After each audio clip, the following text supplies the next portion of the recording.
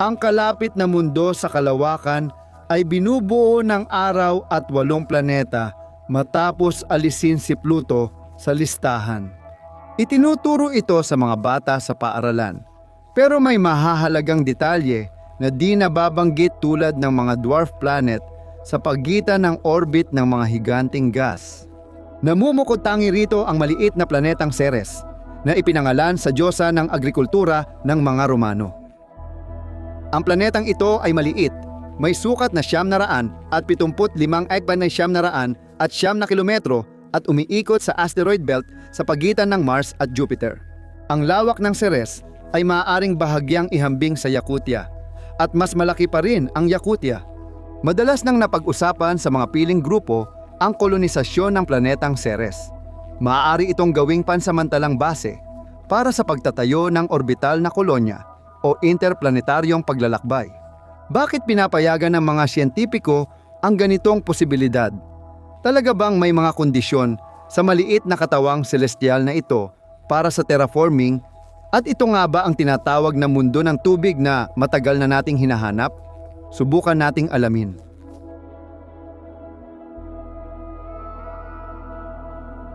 Mas lumakas ang kumpiyansa ng mga tao sa kolonisasyon ng Ceres matapos lumabas ang pagsusuri mula sa probe na Dawn. Inilunsad ito ng National Aeronautics and Space Administration noong 2007. Layunin ng probe na ito ang pag-aaral sa asteroid na Vesta at Ceres, na mga maliit na planeta at pinakamalaki sa pangunahing asteroid belt. Ang aparato ay ginawa para pag-aralan ang hugis, laki at anyo ng mga celestial na katawan upang makagawa ng detalyadong mapa. Mahusay na nagampanan ni Dawn ang kanyang misyon. Pagdating niya sa orbit ng Ceres, 418 milyong kilometro mula sa araw. Noong Abril 2015 nanatili siya roon hanggang ikalawang kalahati ng 2018 nang maubos ang kanyang gasolina. Mula sa sandaling iyon, itinuturing na ganap ng natapos ang 11 taong misyon. Natapos ba nila lahat ng gawain sa takdang oras? Walang duda. Ano ang natuklasan ng probe sa ibabaw ng Ceres at ano-anong konklusyon ng mga astronomo matapos maproseso ang datos?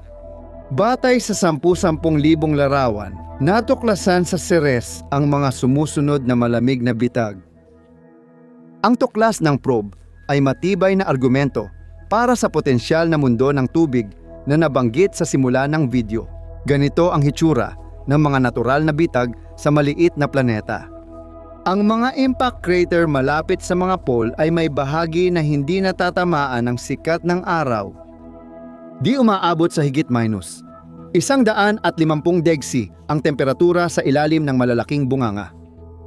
Sabi ng mga siyentipiko, parang nasa refrigerator ang yelong tubig doon. Base sa kalkulasyon, 1,800 kilometro kuwadrado ang lawak ng bitag na natuklasan sa Ceres. Dahil sa grabidad ng planeta, nananatili ang mga molekula ng tubig sa ibabaw kaya makatuwiran na may naipong yelo sa ilalim ng maraming bunganga. Ang bundok na Ahuna ay ang pinakamalapit na cryovulkan sa ating bituin at tanging cryovulkan sa Ceres. Ang 4.5 kilometrong bundok ay binubuo ng yelo at may mga pahabang guhit na iniwan ng mga batong gumulong sa dalisdis. Isa itong putol na kuno na may elliptical na base na may sukat na 13 sa 21 kilometro. Nabuo ang blok ng yelo dahil sa cryovolcanic eruptions kung saan ammonia methane na likido, hindi lava, ang lumalabas sa bunganga ng bulkan at kumakalat ng daan-daang kilometro pataas. Pinapatunayan ng kakaibang estruktura ng Ahuna na may malaking reserba ng maalat na tubig sa ilalim ng Ceres. Misteryosong puting mga batik. Ang natatanging katangian ng ibabaw ng Ceres ay ang maliwanag na puting bahagi na pinagtatalunan ng mga siyentipiko ang pinagmulan sa loob ng ilang taon. Ito ay nasa ilalim ng Akator crater na 6 na kilometro ang lalim, natuklasan ng Dawn probe. Ayon sa spectrometer, ang mga batik ay kristal ng soda, ngunit saan kaya ito galing sa ilalim ng malaking hukay? Ayon sa mga astronomo, hindi ito mangyayari kung walang pagsingaw ng likidong tubig. Malamang, ang pagtama ng meteorite na naging sanhi ng pagbuo ng bunganga ay natunaw ang tubig sa ilalim ng ibabaw ng planeta, kaya nawala ang likido at naiwan ang carbonate na latak. Tuwing umaga, umaangat ang maputing hamog sa akator at pinupuno ang kalahati ng bunganga nito. Pinangalanan ang mga batik ayon sa sinaunang Romanong mga pagdiriwang na Facula, Cirialio at Venalio. Bukod sa tatlong tampok, natuklasan sa Ceres ang makinis na ibabaw ng yelong mantle na sa ilang bahagi ay natatakpan ng impact crater. Ang temperatura sa planetang Duwende ay nag-iiba mula -106 hanggang -33. Ang haba ng isang taon ay 4.6 na antas. Natuklasan ang 12 dosenang bunganga sa planeta at 17 dito ay pinangalanan sa mga Diyos ng pagsasaka at kasaganaan. Mayroon ding reserba ng batong mayaman sa organikong sangkap. Sa pagsusuri ng datos mula sa 2 taong misyon, nagkakaisa ang mga siyentipiko na ang Cerera ay mayaman sa yamang tubig, hindi lang sa anyo ng yelo o natural na freezer. Sabi ng mga espesyalista, dahil 25% ng planeta ay tubig, posibleng mas marami pang H2O na reserba sa Cerera kaysa sa lahat ng sariwang tubig sa mundo. Sinasabing nakaimbak ang mga ito sa mantle ng kalawakan. Dapat nating balikan ang usapin ng kolonisasyon. Pinaniniwalaang ang likas na yaman sa 70 kilometrong kapal ng yelo ay makakatulong ng malaki sa mga astronaut o naninirahan. Ang mababang grabidad ng Ceres ay isang kalamangan dahil mas epesyente sa enerhiya ang transportasyon mula sa ibabaw nito. Maaaring magtayo ng industrial na unit sa maliit na celestial na katawan para kumuha ng hilaw na materyales sa mga asteroid. Ang katotohanan na may humigit kumulang 200 milyong kubikong kilometro ng tubig sa anyo ng yelo sa planeta ay nagbibigay pag-asa na ito ay maaaring gawing mga sistema ng oksiheno at hydrogen. Kailangan ito sa paggawa ng gasolina. May saysay ring paunlarin ang industriya ng pagmimina sa Ceres. Sa totoo lang, malamang na ang unang karanasan ng sangkatauhan sa kolonisasyon ay mangyayari muna sa buwan at Mars, at pagkatapos ay darating ang pagkakataon ng Ceres. Pero sa kabila ng lahat ng mga benepisyo, hindi rin ganoon kaligtas ang duwending planeta para sa mga tao. Narito ang mga kakulangan na dapat isaalang-alang. Sa Ceres, walang magnetic field na tiyak na makakaapekto sa kalusugan ng tao. Dito, may matinding kakulangan ng sikat ng araw at manipis ang atmospheric layer, at bukod pa rito, napaka-vulnerable ng Ceres sa pambobomba ng mga asteroid. Sa kabila ng lahat, ang planetang Duwende ay isang napakatakam-takam na lugar na tiyak nating mararating balang araw. Tinatakot tayo ng iba't ibang kalamidad at sinasabi nilang parang naghihingalo na ang daigdig, duyan ng sangkatauhan. Ngunit iminumungkahi naming huwag magpanik, kundi bigyang pansin ang iba pang mga planeta ng solar system, na bukod sa atin ay 7 pa. Dapat bigyang pugay ang mga astronomo ng daigdig. Hindi lang sila nakaupo, kundi aktibong pinag-aralan ang mga kalapit na planeta gamit ang makabagong kagamitan at probe. Unti-unti nilang narating pati ang malayong Uranus. Ngunit sasabihin mo, isa itong gas giant na walang matigas na ibabaw na pwedeng lapagan, at bukod pa roon, ito ay lubos na nagyelo. Ano ngayon? Tulad ng sabi ng bida sa isang sikat na pelikula, walang hadlang sa makabayan. Tingnan natin ang Uranus sa mata ng Voyager 2, ang nag-iisang probe na bumisita sa paligid ng planeta. Ano ang asul-asul, laging nakatagilid at nagyeyelong higanting gas? Kasing kakaiba ng mundo sa atin tulad ng bola ng basketball sa sea urchin. Napakalamig sa Uranus. Kung titira ka doon, kailangan mong tiisin ang temperatura na -224 degrees Celsius. Kailangan mo ring masanay na walang lupa sa ilalim ng paa. Parang nabubuhay ka sa gitna ng ulap. Ang mga anyo ng materya dito ay walang malinaw na hangganan. Dahan-dahang nagiging likido ang gas at pagkatapos ay nagiging parang solidong bagay. Sa planetang ito, saan ka man pumunta, amoy asupre at amonya, parang bulok na itlog at ihi. 60 beses na mas malaki ang Uranus kaysa sa daigdig. Dito, ang mga hangin ay umaabot sa bilis na 824 km/h at halos palaging may mga kidlat at kulog na mas matindi pa kaysa sa lahat ng bagyo sa daigdig na pinagsama-sama. Ang lugar na ito, siyempre, ay para lang sa mga mahilig sa kakaiba. Isama mo pa ang 42 taong taglamig at iba pang kasing habang panahon. Hindi na nakakagulat na matagal na hindi napansin ang planetang ito, di ba? Noong 1986 dumaan ang National Aeronautics and Space Administration probe na Voyager 2 malapit sa Uranus. Kahit mabilis lang ang pagbisita, nakunan pa rin ng probe ng larawan ang sistema ng Uranus, mga singsing, at pinakamalalapit nitong buwan. Peking kulay ng Uranus.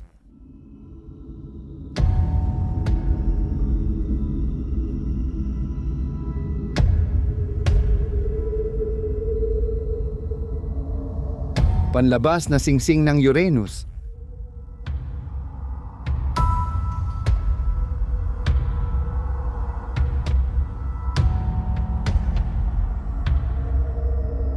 Miranda, buwan ng Uranus.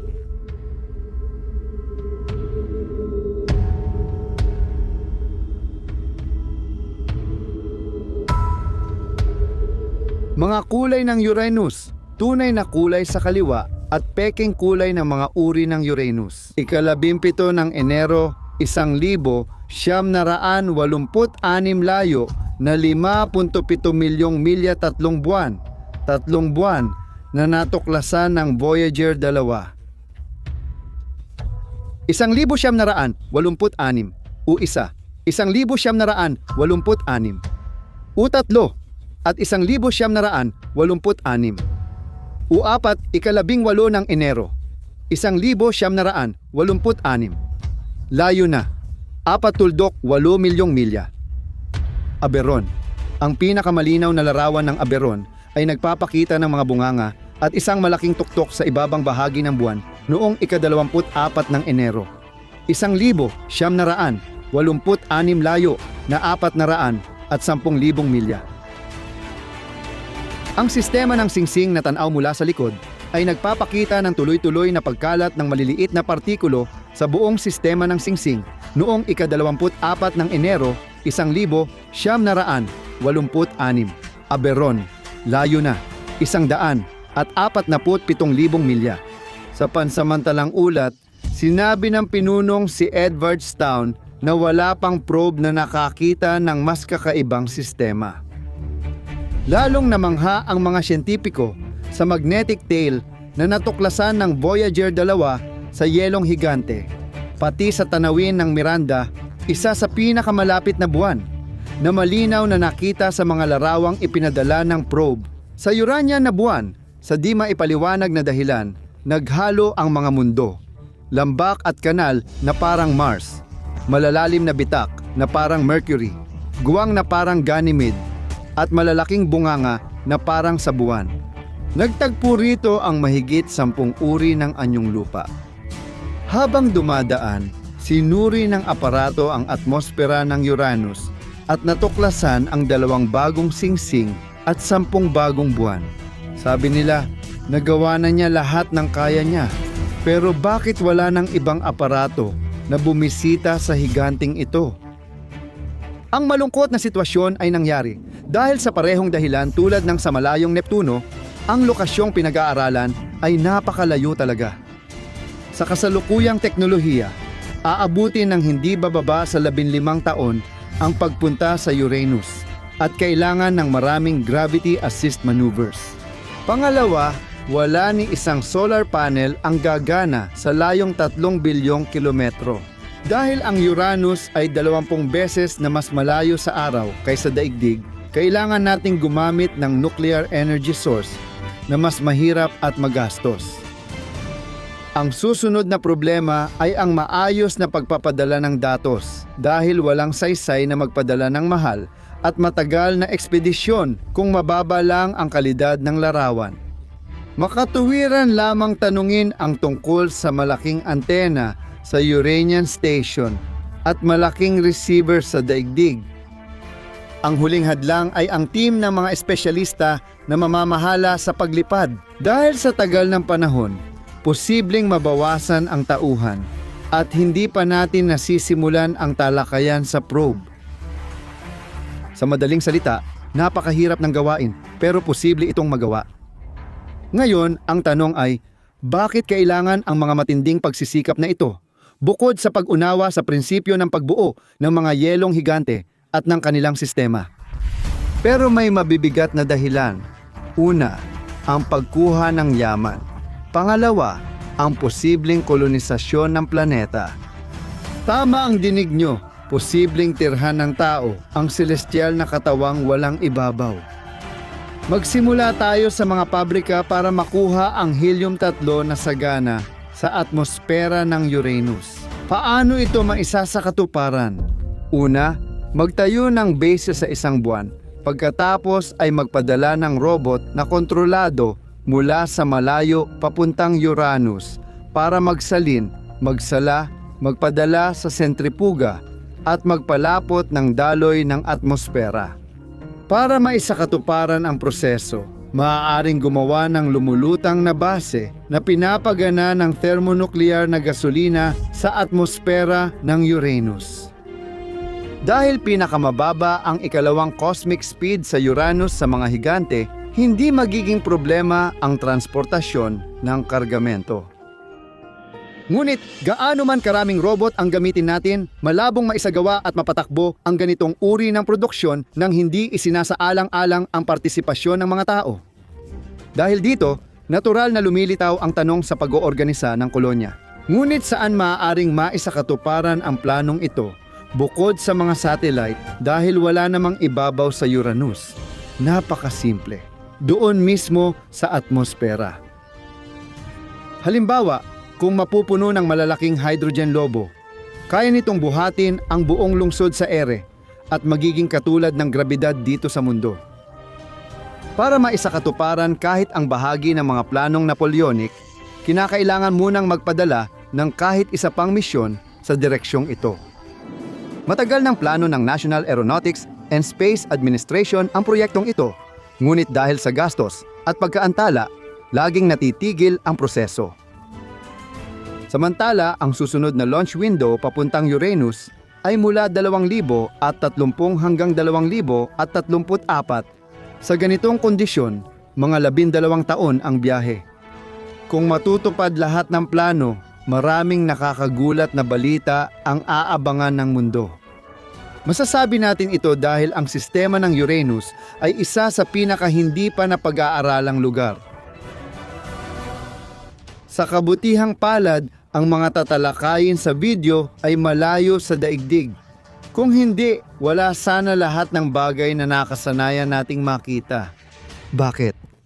Simple lang, nilamon o sinunog ng kosmikong halimaw ang lahat sa milyong-milyong kilometro sa paligid.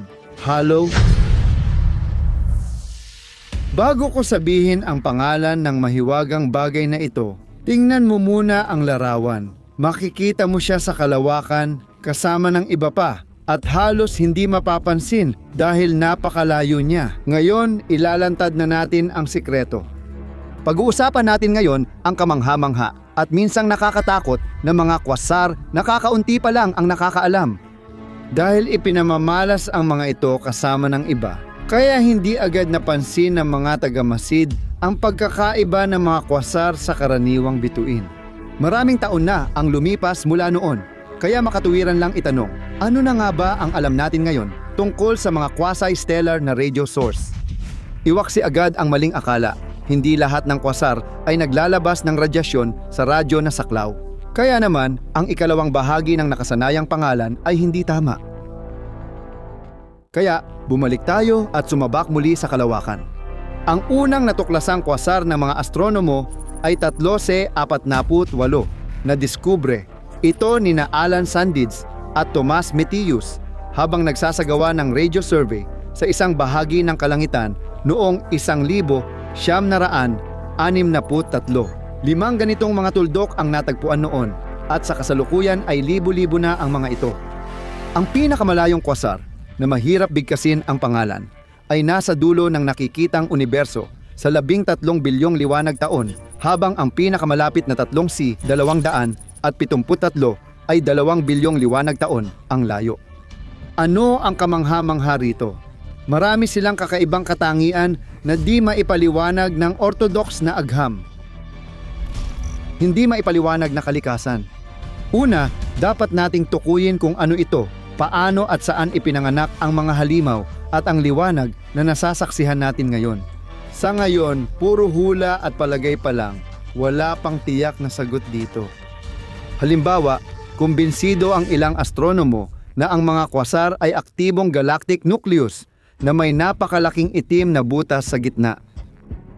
Bukod pa rito, pinaniniwalaan na sa pamamagitan ng mga teleskopyo, nasasaksihan natin ang mahirap ngunit medyo maikling sandali ng pagsilang ng mga galaksya. Dahil dito, mas maliwanag ang liwanag ng limitadong lokasyon. May isa pang bersyon tungkol sa mga kwasar. Sobra silang bituin na matindi ang pagsunog ng hydrogen, kaya naglalabas ng malakas na enerhiya at liwanag. Ngunit sa hypothesis na ito, may hindi maayos. Kung umiiral man ito, dapat kasing bigat ito ng bilyong araw na imposible. Hindi kayang panatilihin ng sobrang bigat na bagay ang balanse ng matagal. Kaya patuloy naguguluhan ang mga siyentipiko at hindi pa rin natutuklasan ang pinagmumulan ng walang katapusang enerhiya ng mga kwasar. Tungkol talaga ito sa pinagmumulan ng lakas ng mga halimaw sa kalawakan. Matapos ang matagal na pagtatalo, nagkasundo ang mga astropisiko na hindi termonuklear ang pinagmumulan nito dahil hindi nito kayang maglabas ng sobrang lakas ng enerhiya at liwanag tulad ng mga bituin. Malamang ang enerhiya ng mga kwasar ay galing sa gravitational field ng sobrang bigat na itim na butas. Hindi basta-basta ang liwanag ng mga kwasar, kaya tinatawag silang mga parola ng universo. Patunay dito na kahit malayo sila, malinaw pa ring nakikita gamit ang ordinaryong teleskopyo. Pahintulutan ninyo akong magbigay ng analohiya. Kapag nilapit mo ang flashlight sa mukha mo, parang mas maliwanag ito kaysa sa araw. Pero kapag pinantay mo ang flashlight at ang bituin, mas malakas pa rin ang liwanag ng bituin.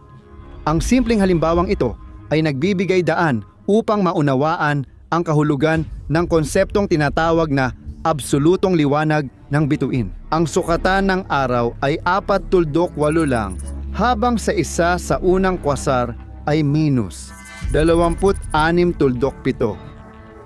Ito ay 4 na trilyong beses mas maliwanag kaysa sa ating bituin.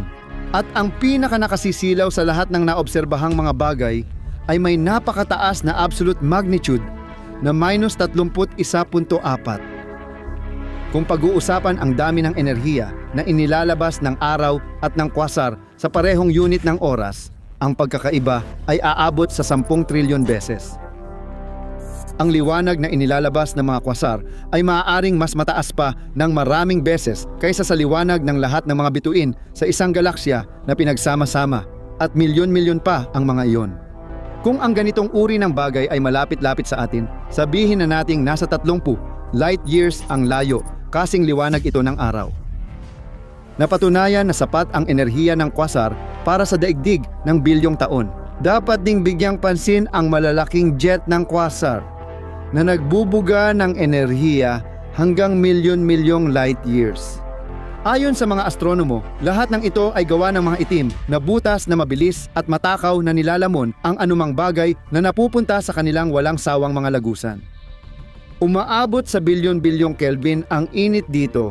Mahirap isipin ang ganitong impyerno. Superbilis ng pagtakas. Paano matutukoy ang distansya papunta sa kwasar? Para dito, tinatawag sa tulong ang kilalang Doppler effect. Sa paggamit nito, nalalaman ang antas ng redshift na nagmumula sa mga halimaw ng sansinukob. At sa huli, lumalabas na mabilis silang lumalayo sa atin sa matinding bilis. Halimbawa, ang Quasar 3S176 ay lumalayo sa bilis na 200,000 kilometro bawat segundo, 2/3 ng bilis ng liwanag. Bilang paghahambing, ang pinakamataas na bilis ng mga galaksya ay umaabot lamang sa ilang 10,000 kilometro bawat segundo. Nagbabagong katangian. Ang pinaka hindi maipaliwanag na katotohanan ay ang pabago-bagong liwanag ng mga Quasar. Ang totoo, ang tagapagpahiwatig na ito ay nagbabago hindi lang sa isang taon, kundi minsan hanggang 25 beses sa isang oras. Kung ano ang sanhi ng ganito kadalas na pagbabago ay isang ganap na misteryo. Sa fenomeno na ito, makakagawa tayo ng konklusyon tungkol sa laki ng mga Quasar. Lumilinaw na hindi sila dapat masyadong malaki dahil kung ganoon, hindi sabay-sabay darating sa atin ang pagbabago ng liwanag kundi paisa-isa. Ibig sabihin, ang hinaharap natin ay mga compact na bagay na mas maliwanag pa sa mga galaksya. Matagal nang nililito ng mga misteryong ito ang mga siyentipiko. Pero isang bagay ang malinaw. Kung bigla tayong mag-teleport ngayon sa lokasyon ng Quasar, mananatili tayong ligtas. Bakit nga ba?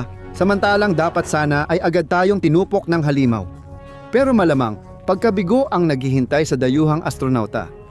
Malamang, matagal nang wala na ang bagay sa lokasyong ito dahil mas matagal naglakbay ang liwanag ng Quasar papunta sa atin kaysa sa buhay nito. Ang quasi-bituing halimaw ay mga nilikhang mula sa unang universo, kaya karamihan ay patay na.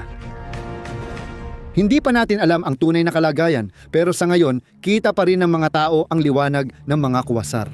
Patuloy ang paglalakbay sa nakaraan habang sinusuri natin ang pinakamatandang bagay sa makrokosmos. Sumilip kayo sa mga nagdaang panahon kasama ang Hubble Channel at huwag kalimutang pindutin ang like, pati na rin ang subscribe button at ang kampanilya para hindi ninyo ma-miss ang mga abiso tungkol sa mga bagong kwento. Marami pang mga kawili-wiling bagay ang naghihintay sa atin. Tara na!